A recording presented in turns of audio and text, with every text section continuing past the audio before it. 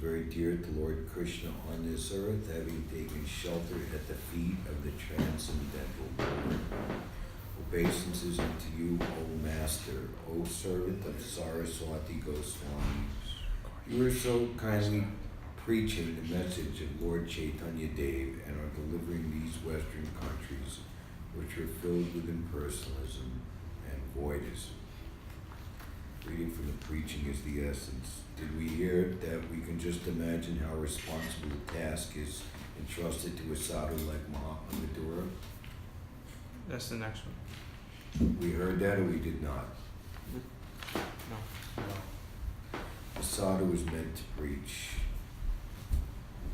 A sadhu like Vidura is meant to awaken such blind persons like Dhritarashtra, thus help them to go back to Godhead where life is eternal. Once going there, no one wants to come back to this material world of miseries. We can just imagine how responsible a task is entrusted to a sadhu like Mahatma Vidura. That's from the 13th chapter of the first canto. So, why is everybody walking around? Let's go get the microphone for you.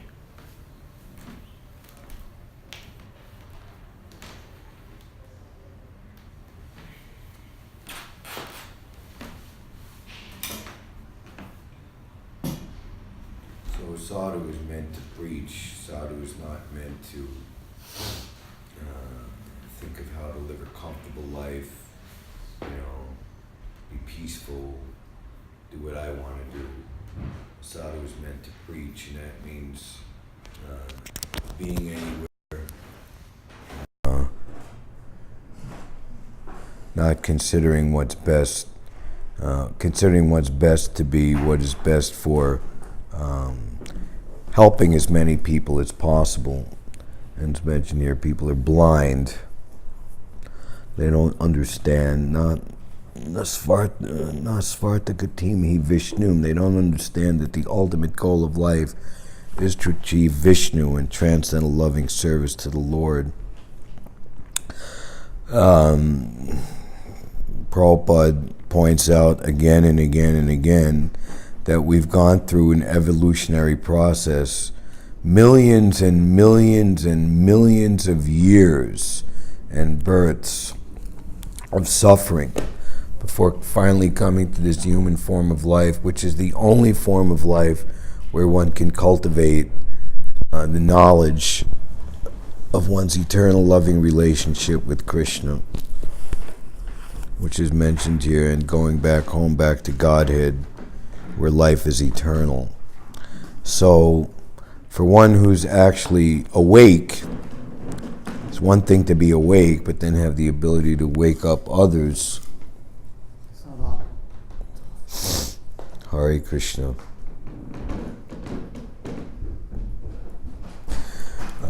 Another word in correlation with responsible is confidential.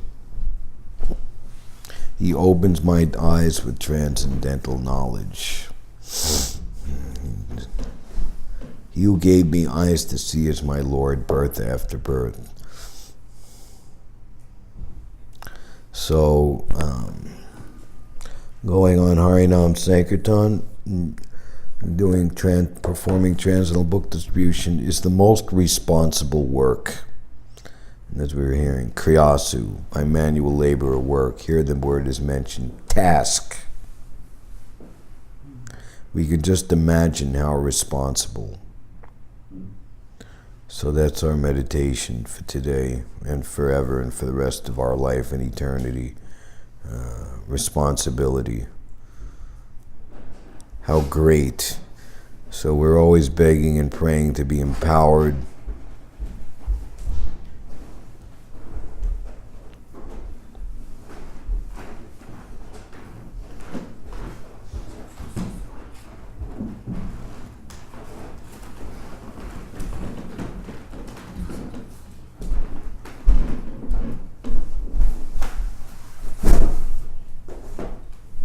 Okay, are all the pachyderms done? Pachyderm means elephants.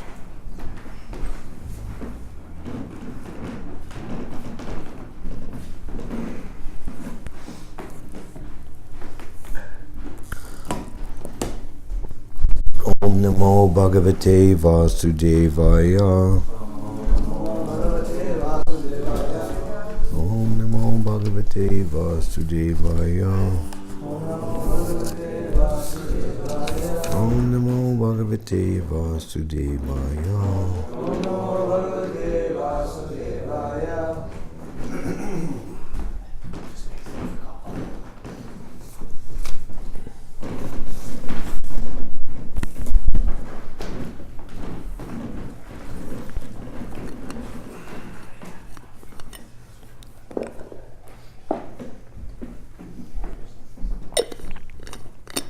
We still haven't finished the introduction to the Śrīmad-Bhāgavatam, which we began 60 days ago.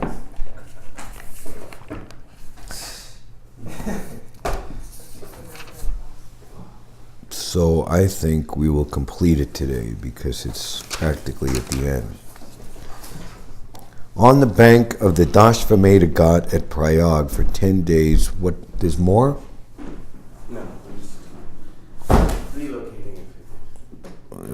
When is the relocation going to be completed? 1 week.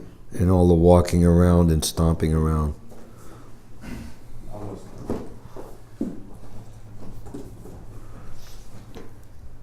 Instructed Rupa Goswami in the science of devotional service to the Lord.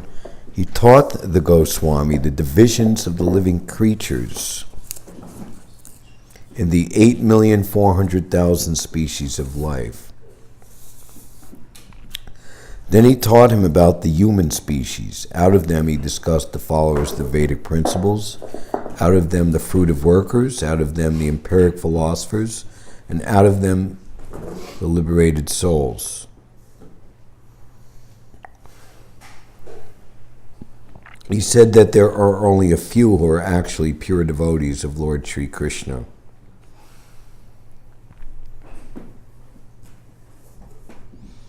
And the stakes are very high, and the odds are,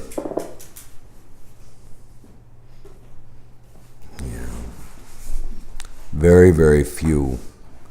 So how serious we should be, and how careful we should be that we can actually be one of the very few rare souls who make it back home, back to Godhead in one lifetime, not having to repeat the cycle of repeated birth, death, disease, and old age. Srila Rupa Goswami was the younger brother of Sanatana Goswami. Why don't you open all the boxes? Again, this is the type of stuff that should be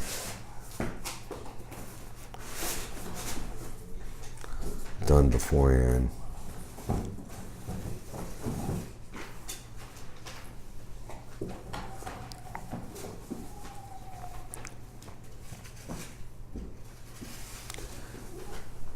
When Rupa Goswami retired from service, he brought with him 2 boatfuls of gold coins. That means that he brought with him some hundreds of thousands of rupees accumulated by the labor of his service. And before leaving home for Lord Chaitanya Mahaprabhu, he divided the wealth as follows: 50% for the service of the Lord and his devotees, 25% for relatives, and 25% for his personal needs in case of emergency. In that way, he set an example for all householders. The Lord taught the Goswami about devotional service, comparing it to a creeper, and advised him to protect the bhakti creeper most carefully against the mad elephant offense against the pure devotees. In addition, the creeper has to be protected from the desires of sense enjoyment, monistic liberation, and the perfection of the Hatha Yoga system. They are all detrimental on the path to devotional service.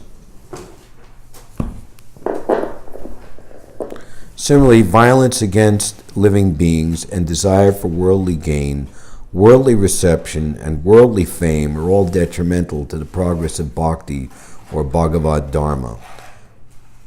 Pure devotional service must be free from all desires for sense gratification, fruit of aspirations, and culture of monistic knowledge. One must be freed from all kinds of designations, and when one is thus convinced to transcendental purity, one can then serve the Lord by purified senses. As long as the desire to enjoy sensually or to become one with the Supreme or to possess the mystic powers, there is no question of attaining the stage of pure devotional service.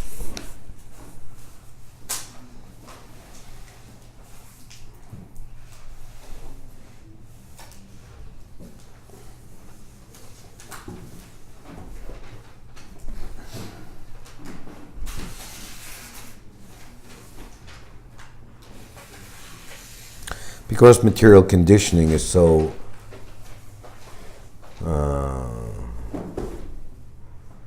strong and deep, or we're implicated for so long, that's what the meaning of conditioned. We're deeply conditioned to enjoy sense gratification and mental speculation, that the process of devotional service,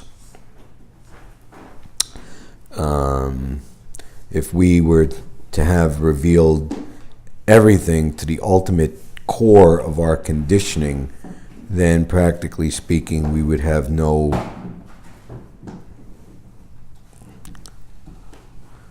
we wouldn't be able to perform pure devotional service. So, because we're so conditioned. So, what we think is performing devotional service is actually, especially for the neophyte, very much mixed up with these other things.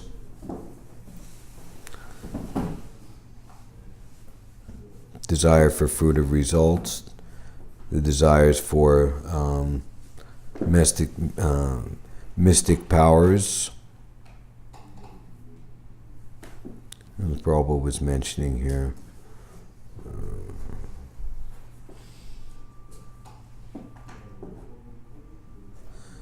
Worldly gain, worldly reception, worldly fame. As long as there is the desire to enjoy sensually or to become one with the Supreme, or to possess the mystic, yes, we're attracted to Krishna because we can become like him. Because Krishna is very great, then I'm very great.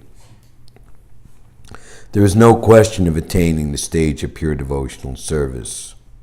So therefore, detachment from material desires and material enjoyment in this material world is absolutely essential to be able to render pure devotional service. Now, the beauty is that by performing devotional service, Ceto Darpana Marjanam, all of these desires will be cleansed away.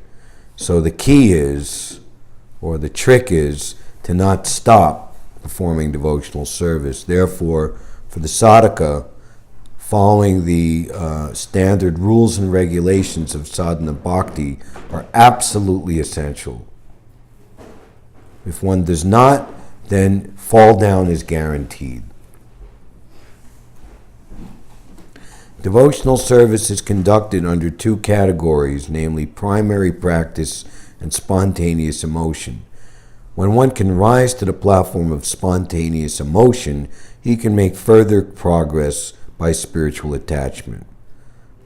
So it's a great offense, actually worse than just ordinary material conditioning, to prematurely or to pridefully imagine and or declare oneself to be more advanced than one actually is. Shruti Smriti Purana Panchachim Bhatim Vina. That devotional service which ignores the authorized statements of the Shruti and Smriti is simply an unnecessary disturbance within human society.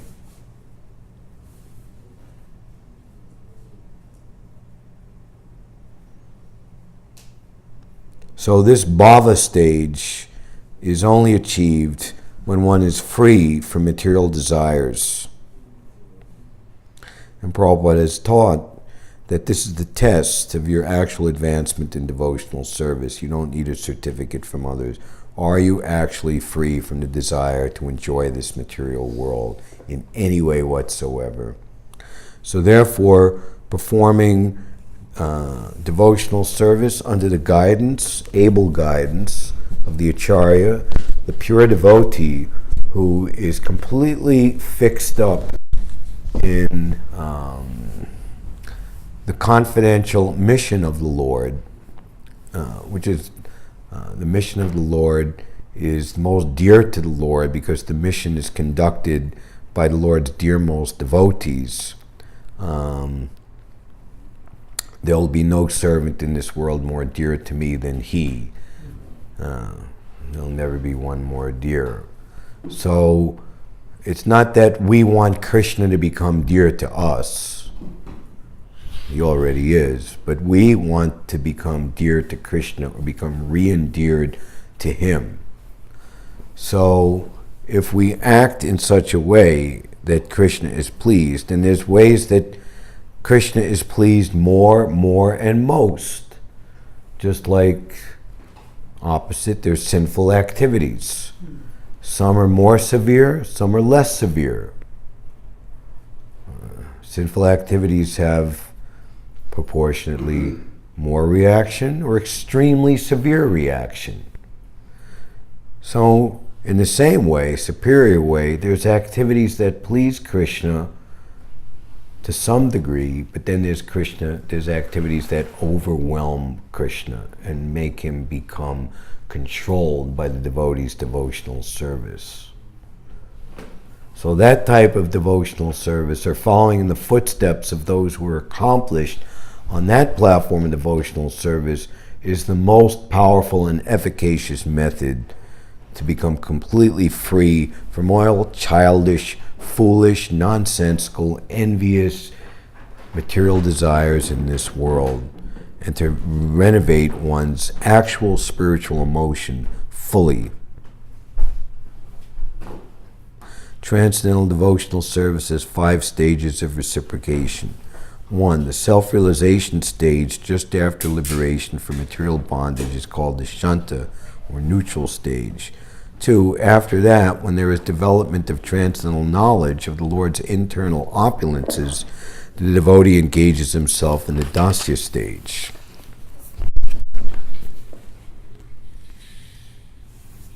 By further development of the Dasya stage, a respectful fraternity with the Lord develops, and the Lord shakes hands with such an authorized preacher of the Bhakti cult with great satisfaction. Fraternity with the Lord develops, and above that, a feeling of friendship on equal terms becomes manifest. Both these stages are called Sakya stage, or devotional service and friendship.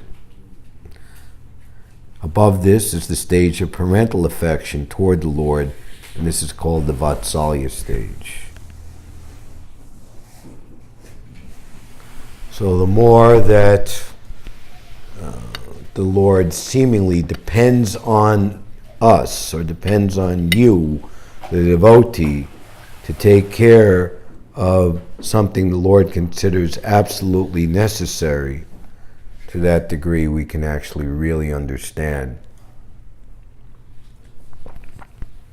what is pure parental affection. Not that God is the Father to take care of us, we're the little kids, but the other way around. And that comes from being highly, highly attentive to every last detail of what is pleasing and displeasing to the Lord, and doing whatever it takes to make sure that the Lord's pleasure is first and foremost. That is Mother Yashoda, to the highest degree. Above this is the stage of conjugal love, and this stage is called the highest stage of love of Godhead. Although there is no difference in quality in any of the above stages, the last stage of conjugal love of God is called the Madhurya stage. I'll just make one statement. This conjugal love of God, Madhurya Ras, includes all other feelings and relationships. They're ultimately included and culminated in the topmost form of loving the Supreme Personality of Godhead, the Madhurya Ras. Thus he instructed Rupa Goswami in devotional service and deputed him to Vrindavan to excavate the lost sites of the transcendental pastimes of the Lord. After this, the Lord returned to Varanasi and delivered the sannyasis and instructed the elder brother of Rupa Goswami. We have already discussed this. So this is where Srila Prabhupada ends his description of Lord Chaitanya's Leelas with the instructing of Rupa Goswami. He doesn't go on to describe the teachings to Sanatana Goswami or any of the activities that are there described in the Antya Leela. The Lord left only 8 shlokas of his instruction in writing, and they are known as the Shishastakam.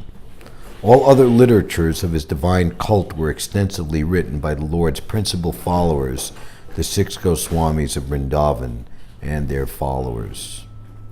So this is a great example of how the Lord leaves most important and responsible devotional service to his disciples, not even doing himself. If the Goswamis and all the Acharyas in Parampara have not given such valuable literatures, then for sure the Sahajiyas and materialists would take Lord Chaitanya's life, his activities, his life's example, as they would twist it and contort it to make it substantiate their own perverse, diverse, licentious, materialistic conceptions.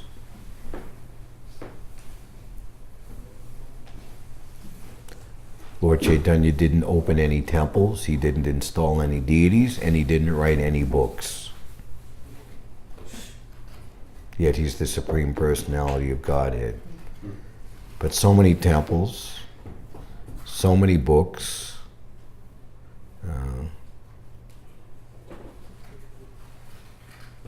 have been made by his disciplic succession.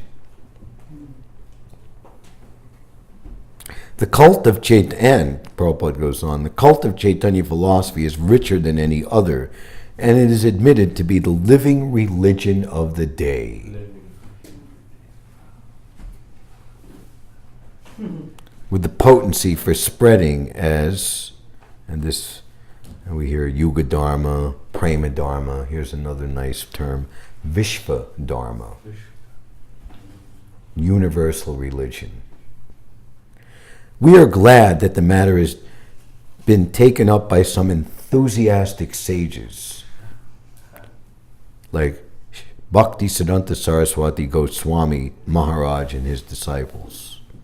So this is a nice term given to his spiritual master, an enthusiastic sage. We shall eagerly wait for the happy days of Bhagavat Dharma or Prema Dharma inaugurated by Lord Sri Chaitanya Mahaprabhu. So in 2 sentences, Vishva Dharma, Bhagavat Dharma, and Prema Dharma. The 8 shlokas completed by the Lord are: 1. Glory to the Sri Krishna Sankirtan, which cleanses the heart of all the dust accumulated for years and extinguishes the fire of conditional life, of repeated birth and death.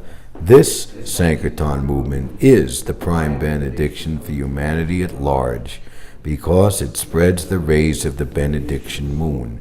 It is the life of all transcendental knowledge.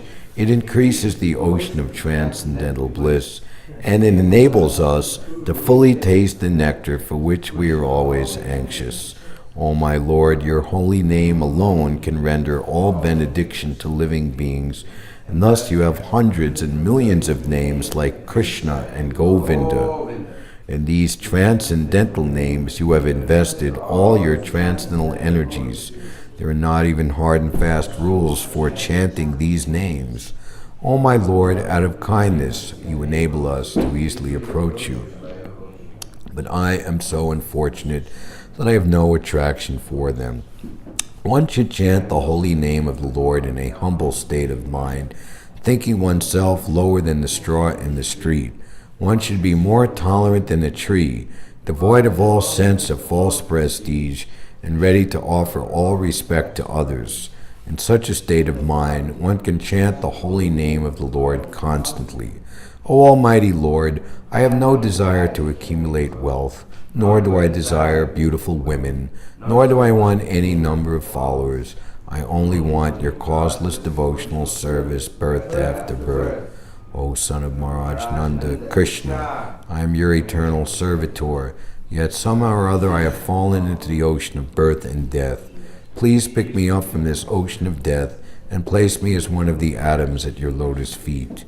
O my Lord, when will my eyes be decorated with tears of love flowing constantly when I chant your holy name? When will my voice choke up? And when will the hairs of my body stand on end at the recitation of your name?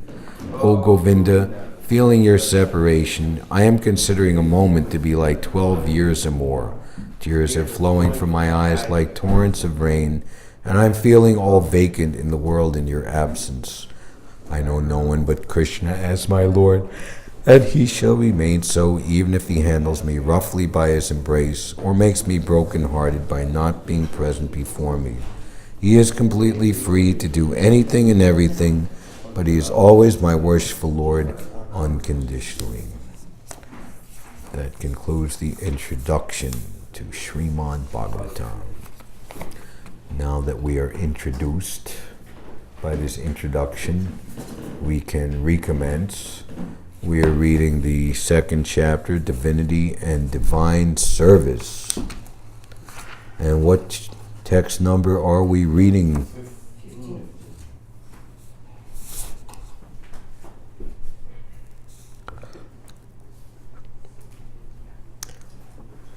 Yad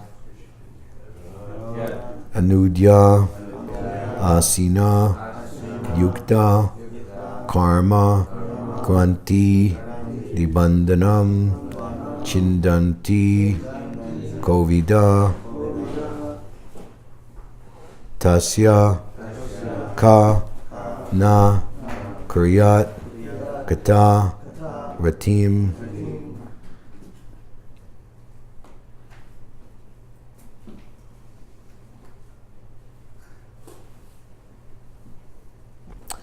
Yad Anudaya Sina Yukta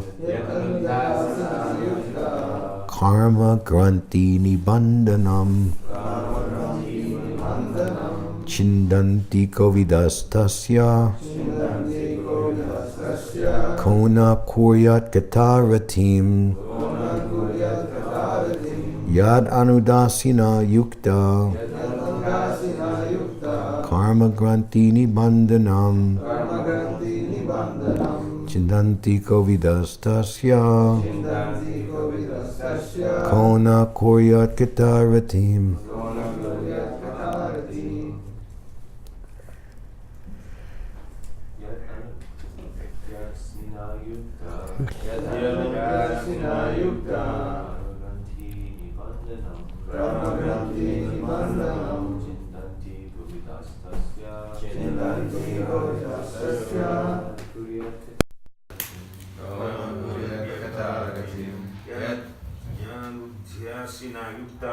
Yad Anudhyasina Yukta Karma Granti Nibandhanam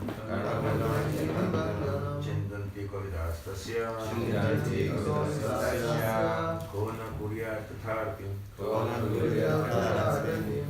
Yat Anudhyasina Yukta Karma Grantismi Bandhanam Chindati Kavidastasya Kona Kuryat Tathartim Yad Anudya Yad which Anudya remembrance Asina sword Yukta being equipped with Karma reactionary work Granti not Vibandhanam interknit Chindanti cut Kovida intelligent Tasya is Ka who Na not Kuryat shall do Gata messages Ratim attention. Translation.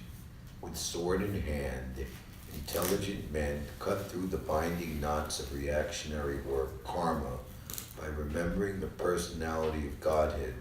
Therefore, who will not pay attention to his messages?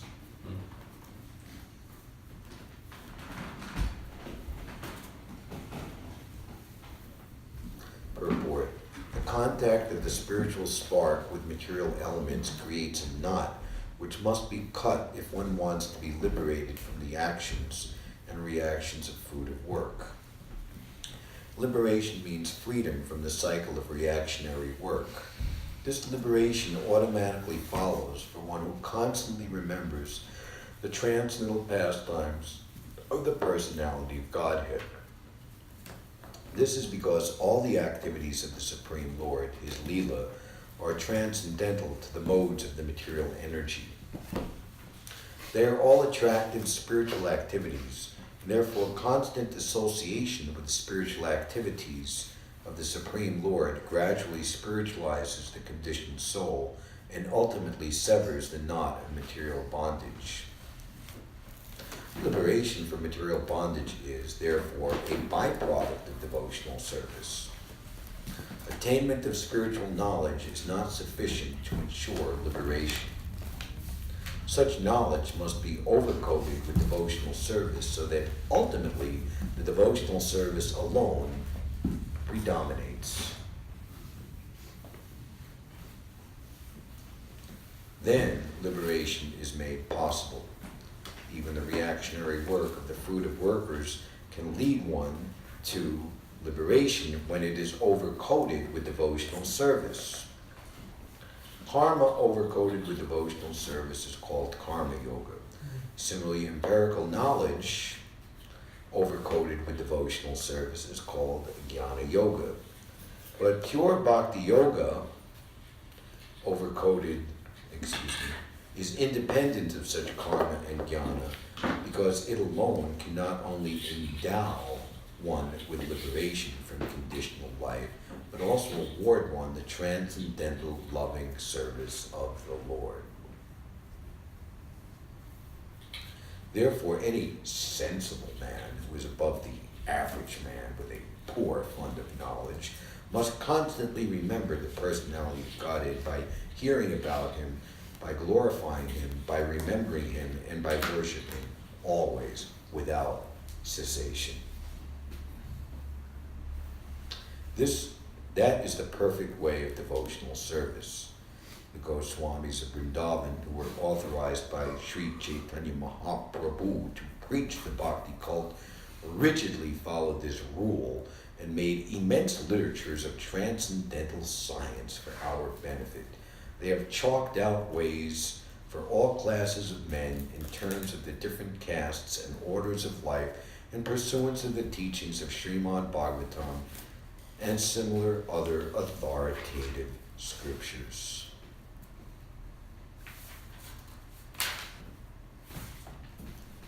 Om Jnana Tamarandasya Jadanjana Shalakaya Tasmai Shri Gurave Namaha.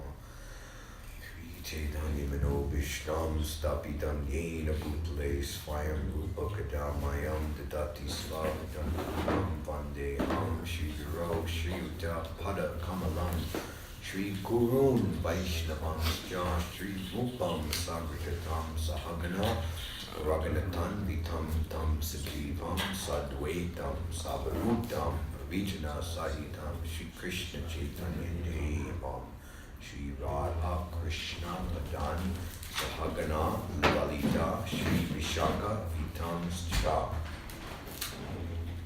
Hey Krishna Karuna Sindhu Dina Bando Jagatpate Gopisha Gopika Kanta Radha Kanta Namostute Jayatam Sarto Angor Mama Manda Padergati Matsar Vasva Badambo Jo Radha Madanamo Ano Divya Brindaranya Kalpajubata Śrīmad-Ratnagara Singhasanasto Śrīmad Radha Shulako Vindadevo Prestalavi Savyamano Smarami Śrīmad Vasavisarambi Bamsi Patalitasti Daha Karshan Venu Svanar Gopir Gopinaka Sriye Stuna Tapta Kanchana Gorangi Radhe Vrindavaneshwari Vishavanu Sute Devi Pranamami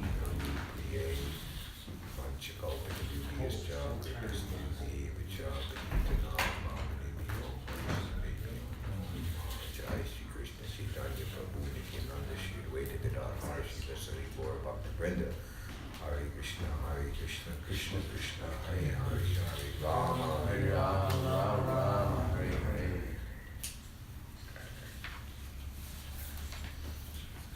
Yad anudayasina yukta karma glanti mandana chinanti govidastasya kona koya katarati. With sword in hand, intelligent men cut through the binding knots of reactionary work, karma, by remembering the personality of God, and therefore who will not pay attention to his messages.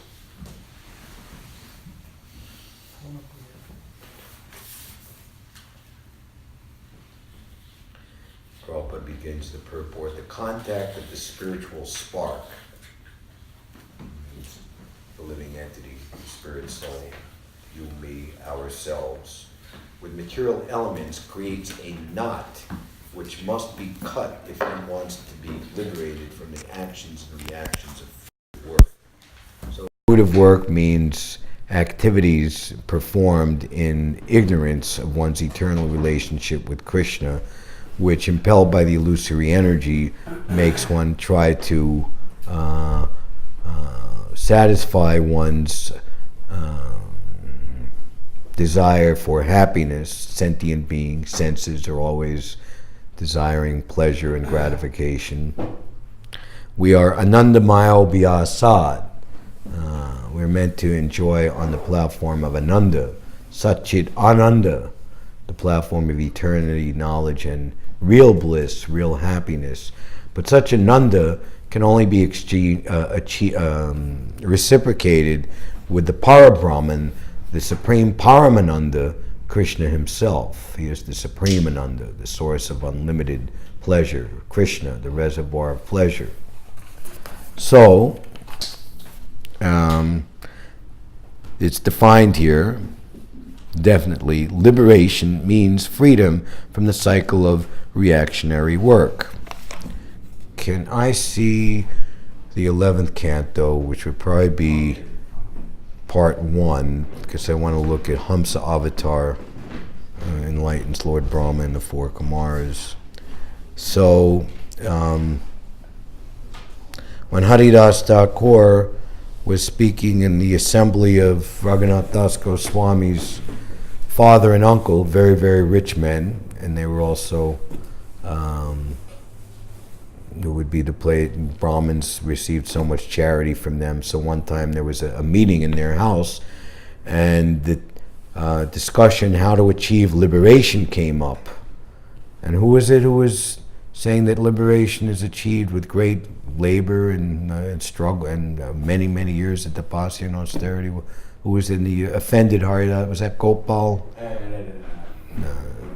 Anyway. No. Anyway, Haridas Thakur, he said that liberation is a mere byproduct of chanting the holy name. The real reason for chanting the holy name and the conclusion of chanting the holy name is to awaken one's dormant love of Godhead beyond renunciation and knowledge.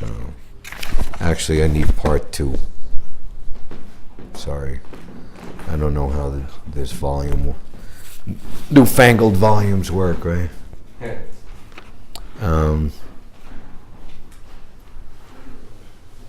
So that's generally what most of those rare class, especially in this Kali Yuga, who understand that material life is a useless waste of time and the desire to be happy materially, and try to achieve liberation. They don't have any understanding how Krishna Sambandha, relationship with Krishna Abhideya, activities in relationship to Krishna or in service to Krishna based on that eternal relationship with Krishna, and what to speak of the prayojan, the goal of love of Godhead, is what the really sum and substance of life is all about. So this is very strongly being presented here, that the method of remembering the personality of Godhead, as Prabhupada says, incessantly, without cessation, this is the primary and topmost method, and liberation automatically follows.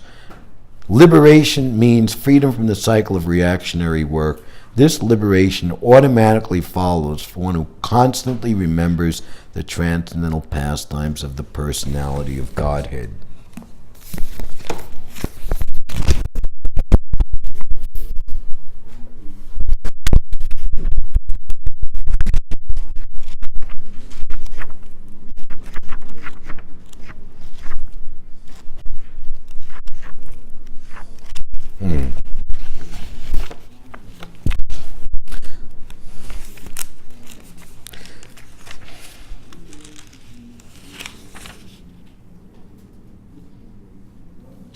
That's me downstairs with delayed reaction. Exactly. How come it's so loud? Krishna Prasad has a hearing problem. Does he? No. So we see here how Hamsa Avatar, Krishna appeared as a swan. He's giving very, very deep, intricate scientific analysis of the material world, the material body, the material senses, and ultimately culminating in instructing Brahma and the 4 Kumaras to engage in his devotional service and worship constantly. We'll read a few of these.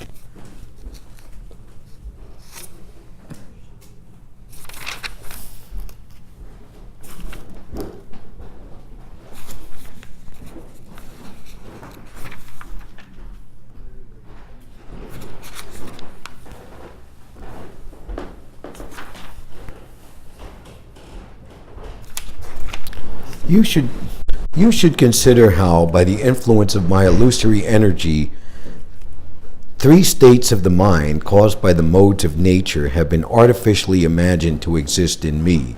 Having definitely ascertained the truth of the soul, you should utilize the sharpened sword of knowledge, as mentioned here today, with sword in hand, cut through the reactionary binding knots of karma.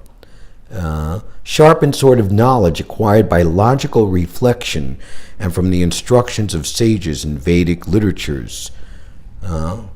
It's also mentioned in this section, and also Krishna says in Bhagavad Gita, Dihinosmin yata dehe kamaram,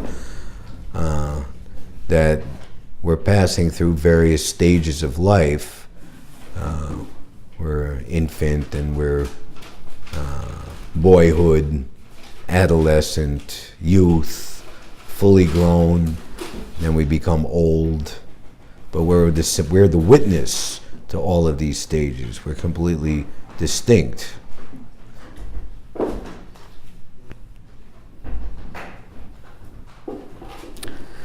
And from the instructions of sages in Vedic literatures to completely cut off the false ego, which is the breeding ground of all doubts. Wow.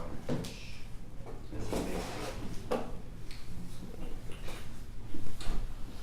See, this material world is a deep, dense, dark forest. There's the chapter, The Forest of Material Enjoyment. And when the hapless, conditioned soul enters into that forest and quickly loses his way, he doesn't know where he came in, and he certainly doesn't know how his way out.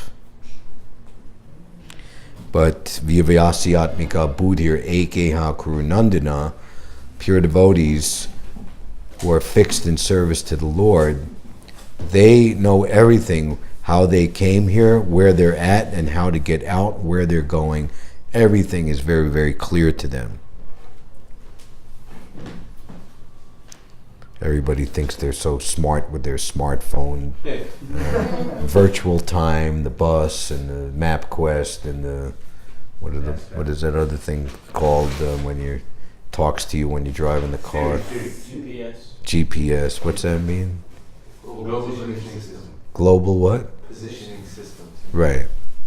It's a perverted reflection of self-realization. Wow, So a devotee simply has his japamala, and he has global positioning systems. Everything is there.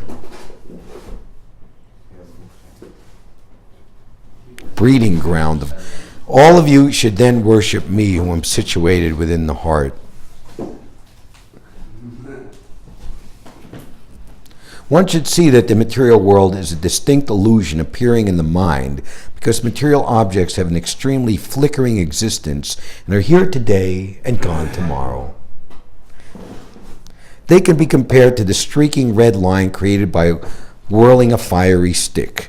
The spirit soul by nature exists in the single state of pure consciousness. However, in this world he appears in many different forms and stages of existence. The modes of nature divide the soul's consciousness into normal wakefulness, dreaming, and dreamless sleep. All such varieties of perception, however, are actually Maya and exist only in a dream. Having understood the temporary illusory nature of material things, and thus having pulled one's vision away from illusion, one should remain without material desires. By experiencing the happiness of the soul, one should give up material speaking and activities. If sometimes one must observe the material world, one should remember that it is not ultimate reality, and therefore one has given it up. By such constant remembrance, up till the time of death, one will not again fall into illusion. Just as a drunken man does not notice if he is wearing his coat or shirt, similarly, one who is perfect in self-realization and who has thus achieved his eternal identity does not notice whether the temporary body is sitting or standing. Indeed, if by God's will the body is finished, or if by God's will he obtains a new body, a self-realized soul does not notice, just as a drunken man does not notice the situation of his outward dress. So this is an extremely high position. It's ultimately expressed by Narottam Das Thakur, birth after birth. And the pure devotees who come and become acharyas and self-realized souls in the Lord's mission, yada yada hi dharmasya glanir bhavati bharata, wherever the Lord incarnates, his pure devotees come with him. So, so many wonderful things are possible within the realm of transcendental loving service to the Lord. So, ultimately, the devotee transcends even the desire for liberation. And pure devotional service is transcendental in all situations. Similarly, a liberated soul has already achieved a spiritual body and therefore knows that his continued existence does not depend on the material body. A liberated soul, the material body certainly moves under the control of supreme destiny and therefore must continue to live along with the senses and vital air. So this is an instruction for continuing the rest of one's life, not committing suicide or wanting to prematurely hasten the end of one's conditional existence. As long as one's karma is in effect, a self-realized soul, however, who is awakened to the absolute reality and who is thus highly situated in the perfect stage of yoga, will never again surrender to the material body and its manifold manifestations, knowing it to be just like a body visualized in a dream.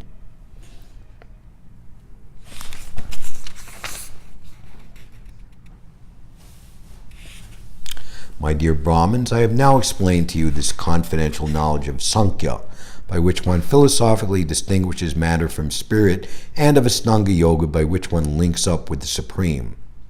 So this is real yoga. Any other yoga which doesn't conclude with transcendental loving service to the Lord is not yoga. It may be a stepping stone, but if it's not used as ultimately to come to the stage of relationship with the personality of Godhead, then it's simply a waste of time. Please understand that I am the Supreme Personality of Godhead, Vishnu, and that I have appeared before you desiring to explain your actual religious duties. O best of the Brahmins, please know that I am the supreme shelter of the yoga system, analytic philosophy, so this is an encouragement why to worship the Lord with all expedience and directly. And Krishna is telling, I am the shelter of the yoga system, analytical philosophy, virtuous action, truthful religious principles, power, beauty, fame, and self-control. Hamsavatar continues, all superior transcendental qualities such as being beyond the modes of nature, detached, the well-wisher, the most dear, the super-soul, equally situated everywhere and free from material entanglement, all such qualities, free from the transformations of material qualities, find their shelter and worshipable object in me. So the conclusion, simply engage in my devotional service.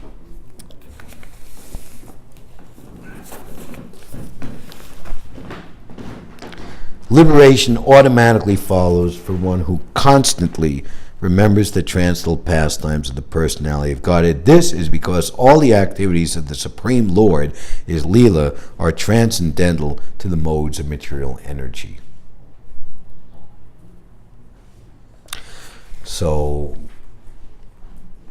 Prabhupada writes in the second canto, a commentary of Vishwanath Chakravarti Thakur. Vishwanath Chakravarti Thakur has given his learned counsel to the would-be devotees that they should be equally, if not more keenly interested in hearing Rasa Leela, in hearing of the Lord's activities in relationship to the material energy, how he creates and maintains.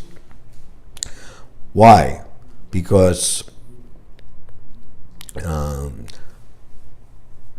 why has this material world come about, and why are we in it? Based on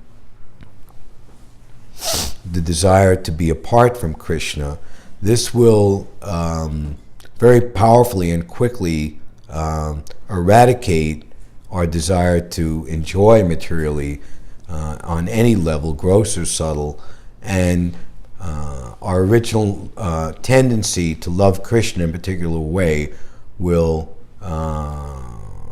earnedly or properly, eligibly rise up. Whereas those who just try to understand the Lord's confidential pastimes as dealings of love with his pure devotees, without being free from material desires, as Prabhupada says in one place, are sure to blunder, just like the Sahajiyas in Vrindavan. All the activities of the Supreme Lord, his Leela, are transcendental to the modes of material energy. Krishna wants us in our back to God, in our eternally loving relationship with Krishna, more than we would want, even in our best state of consciousness. So any aspect of hearing about Krishna, Krishna will, let's say, handle our enlightenment most progressively, and just like an expert doctor, he gives us a course of medicine and diet and regulation to become cured of the disease. We simply follow the instructions of the perfect doctor, and our good health is assured. We think we have met your goodness by the will of providence, so that we may accept you as captain of the ship to guide us over the dangerous ocean of Kali Yuga, which diminishes all the good qualities of human beings. They are all attractive spiritual activities. In particular, hearing about Krishna's Bhoma Leela, his killing of the different demons. Bhaktivinoda Thakur in particular has discussed I think the number is 39, or maybe it's about that, or exactly that, I'm not sure, memory fails me. Different demons that Krishna and, to a little degree, Balaram killed, and the different types of materialistic mentalities that they represent. And by hearing about Krishna taking care, or dispatching these demons, is very, very good and supremely therapeutic to rout out any desires similar or just like those that we may have stored within the core of our heart. They are all attractive spiritual activities, and therefore constant association with the spiritual activities of the Supreme Lord gradually spiritualizes the conditioned soul and ultimately severs the knot of material bondage. Liberation from material bondage is therefore a byproduct of devotional service. Attainment of spiritual knowledge is not sufficient to ensure liberation. Just acquiring transcendental knowledge without achieving pure devotional service is a incomplete stage. Unless one achieves, again, as we were saying, Ananda, one is sure to fall down. And in that, Yene Ravindakshiva Mukti Naninas, and Prabhupada would say, they fall down and take up philanthropic work in this material world, opening schools, feeding the poor, trying to cure diseases, want to become a renowned good man in this material world. But they didn't achieve the Lord's pure devotional service. Such knowledge must be overcoated with devotional service so that ultimately pure devotional service alone predominates. So this is very interesting. Prabhupada is using this word overcoated. It's just like, the main thing is just something, materialism, but you just overcoat it, or, like put one coat of paint on top of it, as devotional service on top, but underneath it's like, but because devotional service is so powerful, even the reactionary work of the fruit of workers can lead one to liberation. This Krishna consciousness movement is giving everyone a chance to engage in devotional service, at least for some time. So there's 4 types of pious men who approach Krishna. Those who are in distress, those in need of money, particularly those, and we probably would say that they come to us, and when they become dusted off and they become, more nicely situated, then they take to their old ways again. And they leave our camp and become lost in the wilderness. Or, all right, I know about Krishna. I know about devotional service. I'm all right, and more or less they continue to lead a material life, but a little more cleaned up and a little better situated than when before they came to Krishna consciousness. So this is part of the illusory energy that people, and this is ultimately those who think that religion is to lead them to the heavenly planets or to demigod life. Demigod life in the heavenly planets is an extremely minor achievement compared to achieving the pure devotional service of the Lord. So Maya makes you think, I'm okay. I have enough. This is enough for me. I'm good.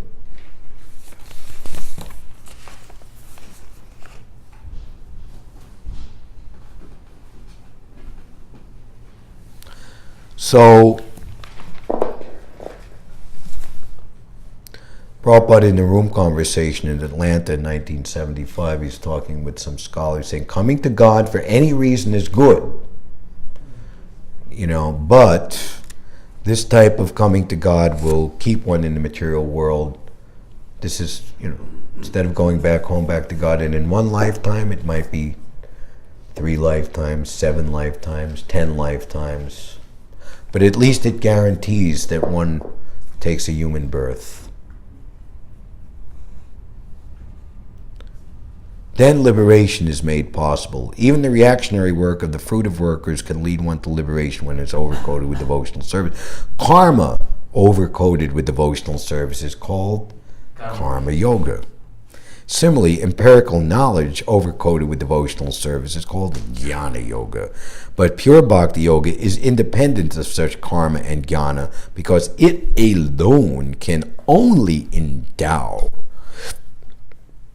one with liberation from conditional life. Not only do that, but also award one the transcendental loving service of the Lord. Therefore, any sensible man, his senses are able, not disabled. Any disabled man, disinsensible, let's make up words.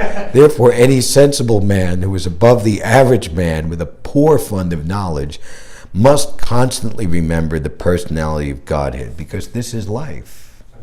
This is the summum bonum. So why, if this is the summum bonum, then it just makes perfect sense to do it all the time, constantly, by glorifying Him, by remembering Him, and by worshiping Him, always, without cessation.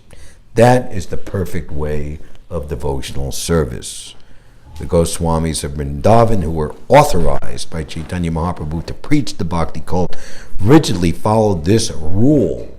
And Prabhupada's concluding by saying, this is not just, I'll take it as I like, maybe a little bit of that, this and that, okay, and I'll interpret it my way, you interpret it your way, and I'll be in Scotland for you. A rule. Followed this rule, and did they follow it rigidly? They followed it rigidly, and made immense literatures of transcendental science for our benefit. They have chalked out ways for all classes of men in terms of the different castes and orders of life in pursuance of the teachings of Śrīmad-Bhāgavatam and similar other authoritative scriptures. So the pure devotees, they're qualified to make disciples all over the world. They can guide all classes of men in terms of their different castes and orders, their conditionings. Prabhupada says in one place, a progressive march is assured if one is following the liberated Acharya. Srila Prabhupada ki jai. Hare Krishna. Therefore, with sword in hand, intelligent men cut through the binding knots of reactionary work karma by remembering the personality of Godhead. Therefore, who will not pay attention to his messages? Any questions or comments? Vishnu Chitta Prabhu. Reading how one remembers Supreme Personality of Godhead and His instructions and engages in pure devotional service, one will not fall down to this material existence, not have that misfortune. However, it is like, Mahotsam and myself were also discussing, it's bewildering sometimes when we see very exalted Speak more stalwart. slowly, clearly.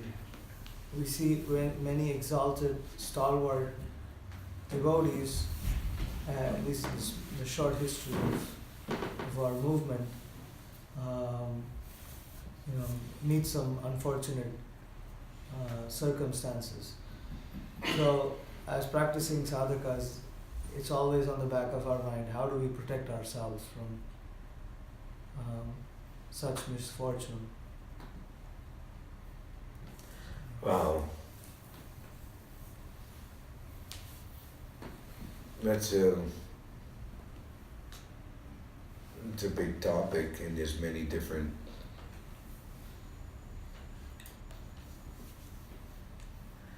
it'd be an analyzation of each individual case, but we could try to say something which could be universal for everyone, is that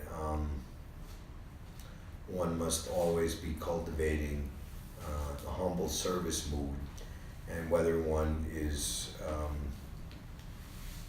whatever one's position is, should see it as humble service to his spiritual master and his predecessors. With the way of disciplic succession, or the way things go in this material world, that it's natural that one who is more senior is given more respect. It's in terms of Vaishnava etiquette. But it's not that, okay, one is given the opportunity because one's older to get respect, but actually it puts one in the position to be more a servant, but not servant like, okay, doing menial things so much, but one should be, if one's actually senior, there's different seniority is considered in terms of age, in terms of spiritual rank, when was initiated. But the best kind, and this is the example of Shukadeva Goswami, he was considered the most senior because of his level of self-realization. So that's the best service that one can render to one and all, is to impart love of Godhead and transcendental knowledge. From him ecstatic prema emanates, by which ignorance is destroyed. Such a person should be given all respect because he's given the most service. It's reciprocal. So if one is just taking respect, but if one is not cultivating the humble service mood, then one is in danger of fall down or having material desires reawaken. I forget how this question was phrased exactly, but it shows Prabhupada's expertise. Either the person asked Prabhupada, what is your Siddhadeha, Srila Prabhupada, or asked that he should reveal, that Prabhupada should reveal his Siddhadeha to him.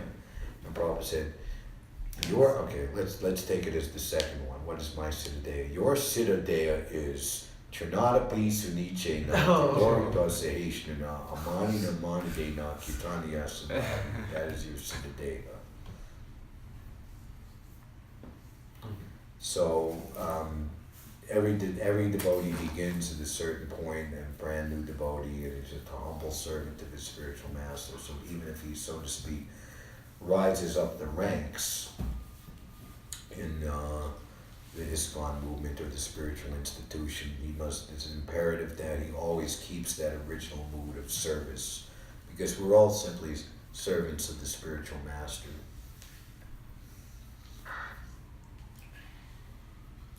And it's good to look at not just examples of those who had problems, but look at examples of those who have had success.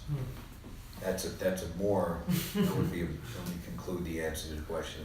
Look at those who have been performing the duties of spiritual master and having disciples, and they're taking so much responsibility on them and have been doing it for decades. What are they doing? look for the things that they're doing right, Hmm. and we should follow their example. Hare Krishna. We've run out of time. In fact, we've even overgone 3 minutes and 52 seconds. So. Oh. Any books you suggest in that regard? Huh? Any books or memories you suggest in that regard that we read Books? of exemplary devotees? who Well, have- there's so many exemplary devotees. Any suggestions? Some books. Off the top of your head. You know.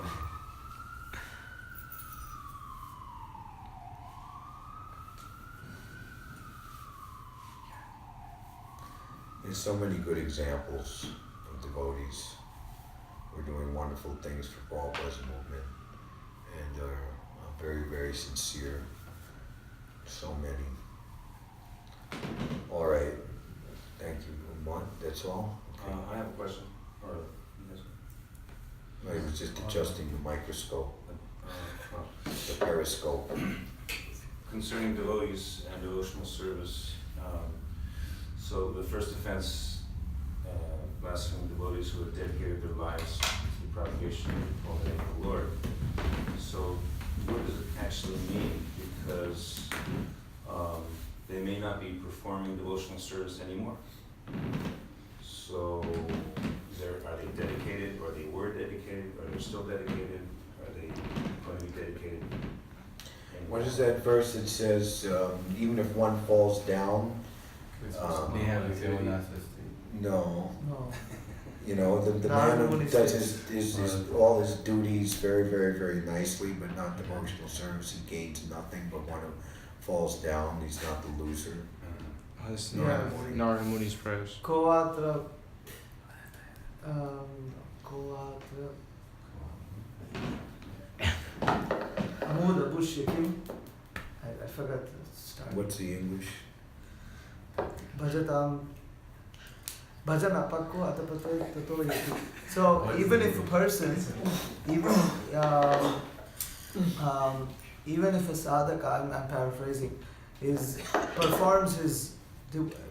not perform his devotional service perfectly, and as a result he falls down, still what is the loss? Right. It is still better, he is still better situated than one who has not attempted devotional service at all.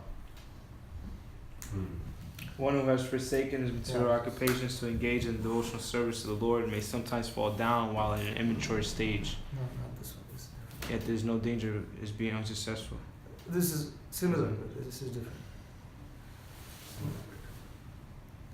No, if I have my phone. That in a later stage of life, or even in the next life, they'll pick up again and what is it? Mistakes are the pillar of success. The Ajamil, what to speak of, his life came to an end for all practical purposes, but his life was extended and he was there to witness the confrontation between the Vishnu-dutas and the Yama-dutas. And then, what is it? He was saying, just alas, I've killed my Brahminical culture, I've done this and that with the prostitute and blah, blah, blah. And he ultimately, he left everything and went to Haridwar and performed intense tapasya and austerity. And then the Vishnu-dutas again came and took him back to Vaikuntha. And he achieved a liberated spiritual body. What to speak of Marj Bharta? He died, you know, with the little fawn, you know, and then was born as a deer in the next life, and he was like so determined in the deer's body, and even more in the body of Chandbart. So, the Charya's comment on the chastisement of Junior Haridas, that this was actually the Lord's mercy upon him to quickly finish up all of his residual material desires and bring him back home, back to Godhead as soon as possible. So the so-called fall of a devotee is not like the fall of an ordinary person, because it's not under the control of the material energy. It's it's in the direct hand of the Lord. And because the Lord is the controller of all energies, and Prabhupada gives the example of the electrician, he can make heating and cooling just by adjustment. So the Lord has diverse, multi-variegated energies, and he's the supreme controller of all these energies. You know, if he wants the law of gravity to, just like Krishna and Balaram jumped off the mountain 88 miles long, right? They're jumping out of the Twin Towers to their death, but Krishna can, if he wanted to, he could, if it was his pure devotee in there jumping out the window, he would just jump down like, you know, just come and just step his foot down like you step off a step, you know. Catch Prahlad Next, what's the next program of work?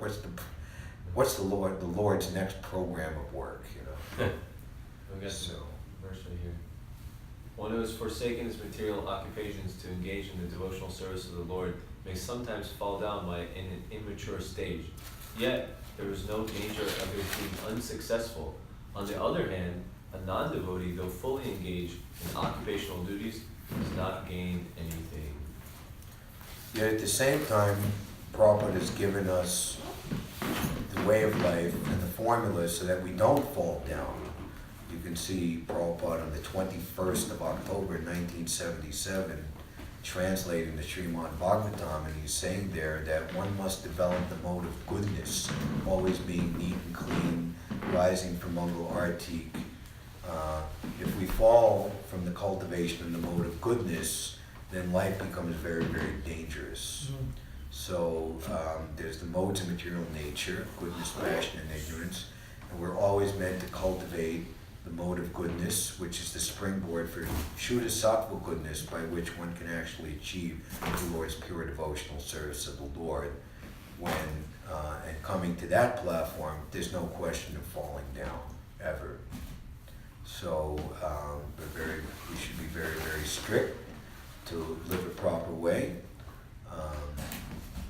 Prabhupada said that if you always chant 16 rounds, then you will not fall down. Actually, you know, many times those in like high positions, one of the things that was, you know, revealed or confessed was that they weren't chanting their 16 rounds. Oh my God. So, chanting 16 rounds is absolutely essential. Minimum 16 rounds.